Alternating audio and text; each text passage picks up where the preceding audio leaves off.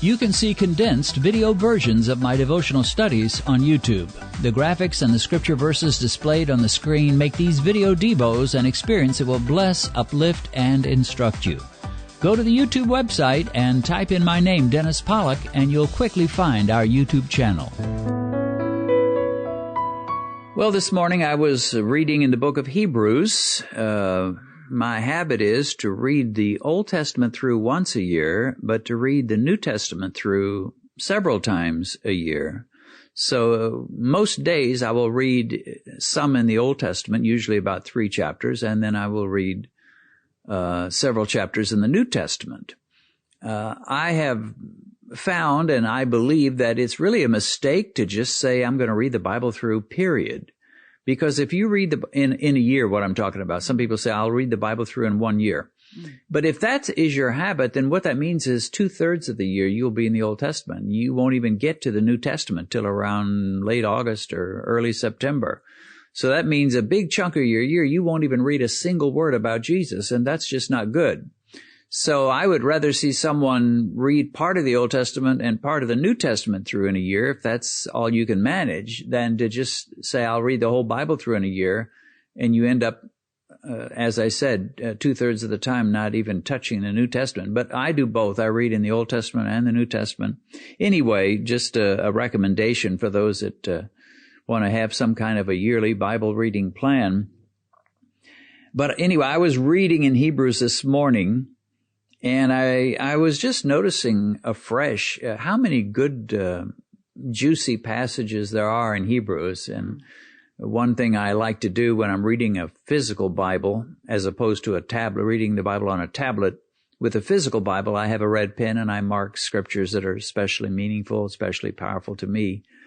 And I was just marking them, a bunch of them I think I read the first 7 chapters of Hebrews. And one of the ones that I found especially rich and significant was in Hebrews 3, verses 18 and 19. And the contrast there is between believing, or we might say faith, and obedience. There's a link there. I said contrast. Well, it's a contrast, but it's also a link. So let's take a look at verses 18 and 19. It says, to whom did he swear that they would not enter his rest, but to those who did not obey? Now, if you didn't really know what the full context of this passage is, you might not know who he's talking about. But who he's talking about would be the Israelis in the time of Moses. They didn't enter their promised land, even though they were supposed to. And the reason was, it says here in verse 18, they did not obey. God said, go into the land. And you remember Moses sent out 12 spies. And they came back with glowing reports about how good the land was, a land of milk and honey and all kinds of good things there. They brought a batch of grapes that was so heavy that it took 2 men with a pole to carry it. And they said, boy, this is a great land. But 10 of those spies said, yeah, but there are giants in the land, and they're so big and so tough, we felt like grasshoppers in their sight, and I'm sure that's how we looked to them. And so they scared the rest of Israel, and Israel got all nervous about it, and it's like, what did we even come out here for? We need to go back to Egypt. There were 2 men who did not see things that way. One was Caleb, and the other was Joshua. They said, we're well able to take the land. And, we need to go for it. But the 10 that did not believe and did not have the willingness to obey God kept Israel back from its inheritance. And instead, they were punished by God saying, you're going to spend the next 40 years, 1 year for each day you spied out the land, wandering around in the wilderness until all you adults that have had so much unbelief die off. And then I'll send your children, the next generation, in. So that's what he's talking about. He says they couldn't enter into God's rest, God's promised land, God's provision for them, which was the land of Canaan. And he tells us exactly why. He says because of unbelief. They didn't believe, that they didn't obey. I'm getting ahead of myself. But in verse 19, it says, we see they could not enter in because of unbelief. So verse 18 says they didn't make it because they didn't obey. Verse 19 says it was because of unbelief. So which was it? Was it disobedience or was it unbelief? I think it was both. That's right. That's the whole point of this study. It was both. They did not obey for sure, and there was disobedience involved here. God says you go into the land. They say, no, we're not going to do it. That's too dangerous. The giants are too big. We're too small. We're a bunch of little grasshoppers. We can't do it. They disobeyed. But you move right on to the next verse. He says they didn't go in because of unbelief. What kind of unbelief was that? Well, God had said, you go in. I've given you the land. But they didn't have faith. They didn't somehow believe that the God who could part the waters of the Jordan, of the Red Sea, could also give them victory over giants and over the people of the land of Canaan. Somehow God had done miracle after miracle for them, and yet they could not believe that this was going to happen. They would not obey. And to me, it highlights, these two verses highlight, because again, one says they didn't go in because of disobedience. The other says they didn't go in because of unbelief. It highlights the link, the unbreakable link between obedience and faith, obedience and belief.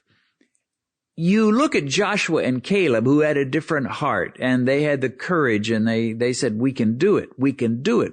God has given us the land. Let's go for it. So you might say, well, these were courageous men. And there's truth to that. They had courage for sure, but they had something more than courage. They had faith. They believed that the God who told them go into the land was able to deliver the land to them. And a lot of times we only focus on courage and we say, well, we've got to be courageous. We've got to be brave. We've got to be macho. We've got to, do what we have to do.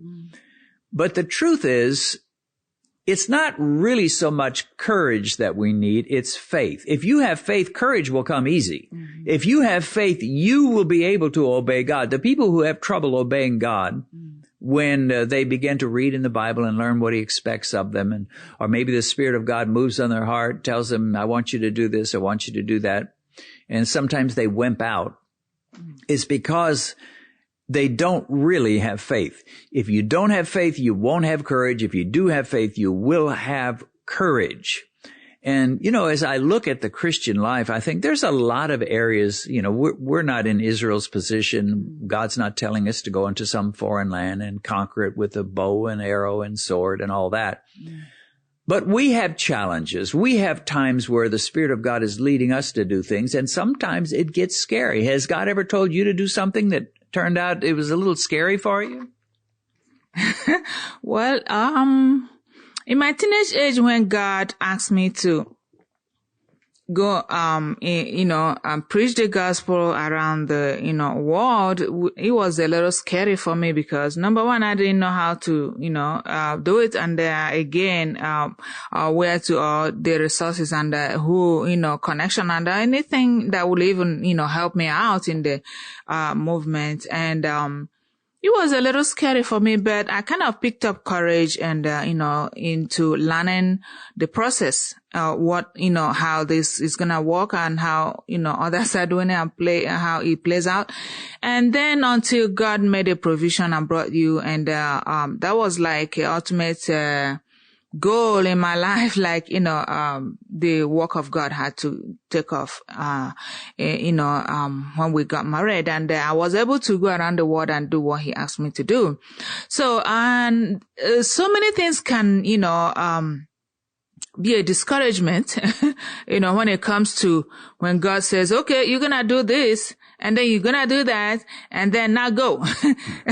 You'll be, scared to death. Oh, what am I going to do? And then at the same time, like you said, when we have faith, we can, do it. When we have trust in God, we can do what, sometimes God can do, help you in the midst. And sometimes when you look at what your assignment is, what you're asked to do, it can be so huge in your eyes or it's so huge in your mind. You'll be like, oh my gosh, I don't think I can do this. Yeah, and not only the thing that God is asking us to do can be huge, but we can seem very small and feel like, well, you're asking me to do something big and I'm so small, I don't know about this. If you or someone you love has diabetes, you'll be blessed by our YouTube channel called Beat Diabetes. Benedicta and I conduct blood sugar tests on ourselves. I interview guests that have seen dramatic victory over diabetes. I share reviews of books and documentaries about lowering blood sugar. And I give talks about the keys to getting your A1C down in a hurry. I'm convinced that by God's grace, you can find victory in your struggle with diabetes. Go to YouTube and in their search engine, type in the words Beat Diabetes, Dennis Pollock. There are going to always be challenges, and Satan is always going to put fear in us. You know, I think back to my life. I've made a number of major decisions. Of course, every day that goes by, you make decisions about small things. What kind of clothes am I going to wear today? And what will my to-do list involve? What should be my priority for what I'm going to do today? And, you know, what am I going to have for dinner tonight? You know, we all make small decisions. But in life, there are going to be certain times where we have to make a major decision that's going to affect our life in a big way, not just for today, but for many years to come. Who we're going to marry, where we're going to live, what career we're going to pursue, and so forth. And there's almost no major decision I've ever made since I've been a Christian where Satan didn't challenge me and try to scare me about it and put fear in my heart. And that's where getting to know God really matters, because if you know the Lord, and I think that was the difference between Joshua and Caleb. We don't know a lot about Caleb. We know he stood firm with Joshua in saying, we can do this. We know a lot more about Joshua. We can understand how he had such faith because he was Moses' assistant. He'd even spend time with Moses in the tabernacle, and he hung around Moses. He was mentored by Moses. He learned about God through Moses. So Joshua, yeah, we would get that. Caleb, how he got his faith, we don't know exactly, but somehow he had it. But in our lives, obviously we're not going to be mentored by Moses except by reading the Bible, but the Holy Spirit can make us a man or a woman of faith, and we end up having courage to do things that others may look on us and say, how in the world can they do that? Or why would they do that? Or, you know, my dad one time looked at my life, or he was talking to my sister about me and some of the times that I would just, you know, pivot on a dime and change my course because I felt God led me. And that sometimes involved moving across several states, even without a job, and just trusting God for it and all that. And he said, Dennis must have nerves of iron to be able to do what he does. But it wasn't so much that I had strong nerves. I guess I had some, but more importantly, I think it was because I had enough experience with the Lord, reading the Bible and praying and living for God, that I had developed faith. But that doesn't mean even if you develop faith, you still won't be challenged by fears, because Satan will always be there to challenge you when God's about to lead you into a new direction. And you're going to always need faith. And it can be even in things that ordinary Christians face daily. For example, there are some Christians, they read in the Bible about tithing and, you know, how tithing is important. Christians ought to give 1/10 of their income to the Lord's work somehow or another. And they say, yeah, but I can't afford to tithe. We're barely making it as it is. If I give 1/10 of my income to the Lord's work, I don't think we're going to make it. And so sometimes they don't, but others say, yeah, you know what? I don't know how we can do this, but somehow I'm going to do it because it just seems like this is a good Bible principle. And so they begin to tithe by faith, saying it doesn't seem logical for someone that's living as tight as I'm living and I'm not making that much money. It doesn't seem logical to give 1/10 of my income away to the Lord's work. But I know it's a Bible principle. I'm going to do it by faith. I'm going to trust God to come through for me and make a way for this to be okay. And he always does. I've heard of so many testimonies throughout my life, when we trust God with our money. Now that's just one example. But there are many, many examples of times where God challenges us to do something that's a little scary. And, when I think about faith and obedience and how closely they're tied together, I thought about this as an illustration. Let's imagine there's a boy who has a dog that he loves his dog and his dog loves him. And that dog follows him wherever he goes. So he goes to school, the dog follows him right to school. He goes to the store, the dog follows him to the store. Wherever he goes, his dog is going to follow because his dog loves him, and they're just inseparably linked together. If you see the boy, you can be sure the dog is right there. Now, to me, that's faith and obedience.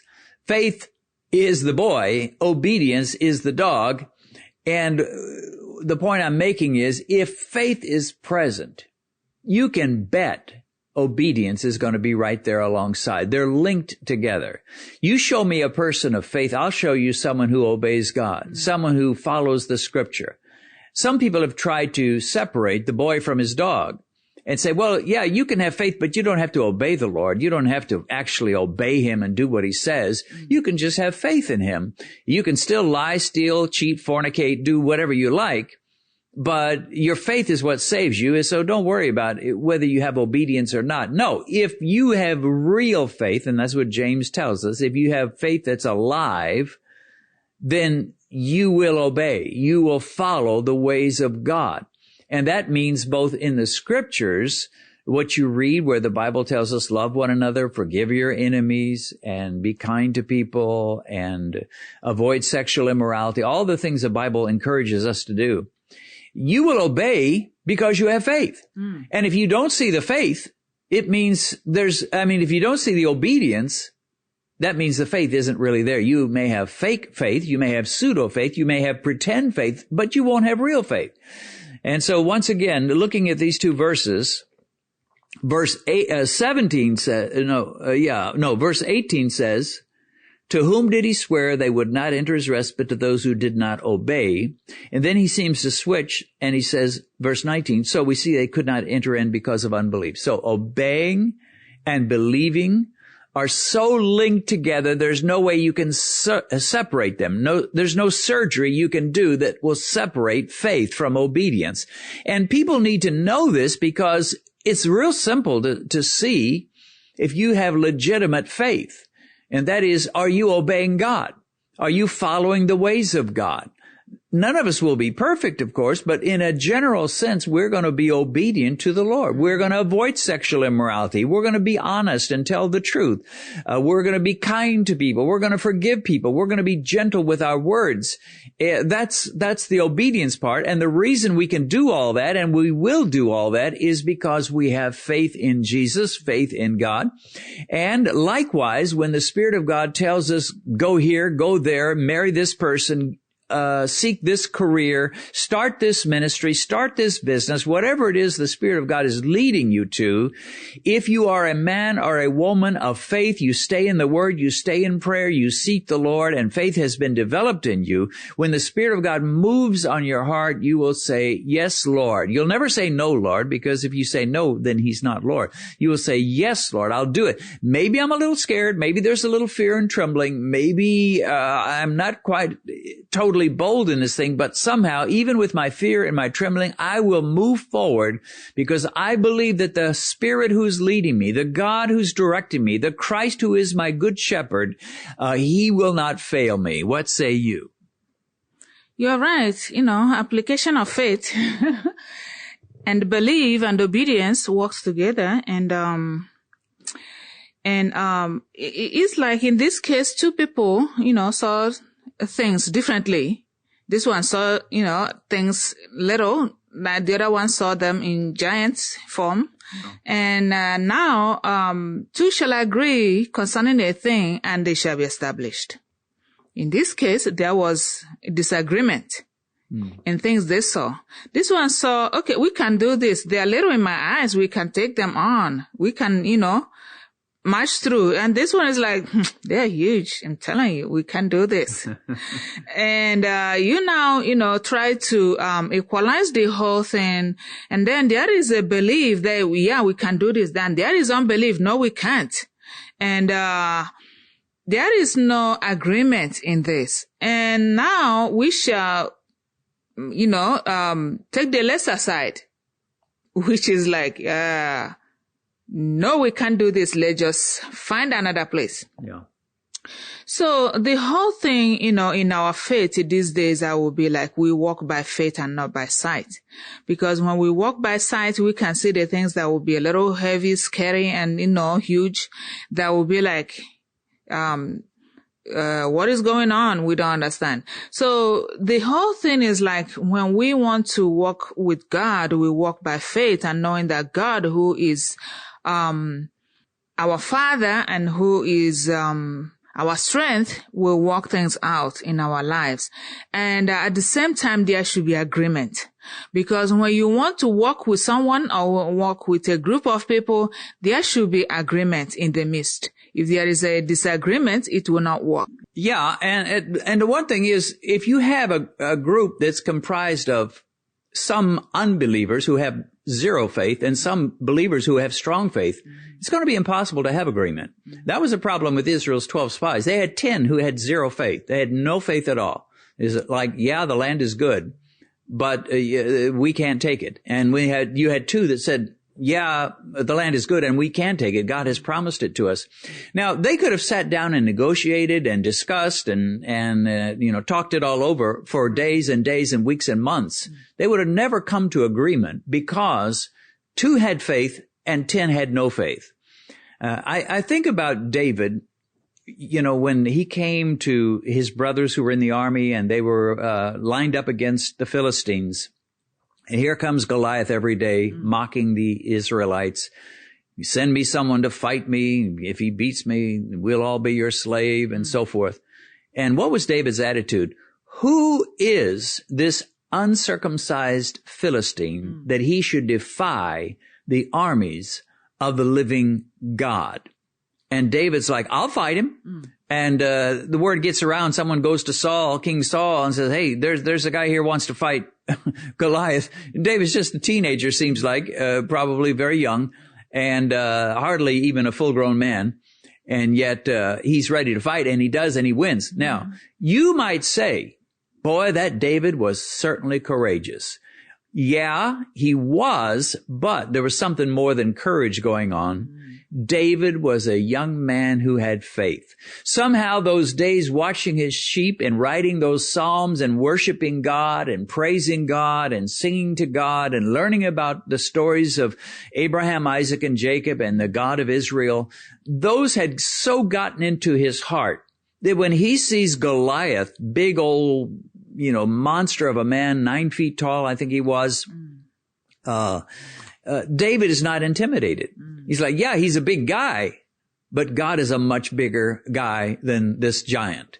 So David had courage because David had faith, and David had faith because he walked with the Lord. If you want to obey God and be used by God, you need courage, yes, but more importantly, you need faith, and that faith will come as you walk with the Lord, spend time with the Lord, spend time in prayer, spend time in His Word, spend time in church, spend time meditating on the things of God, and faith will wonderfully appear in your life.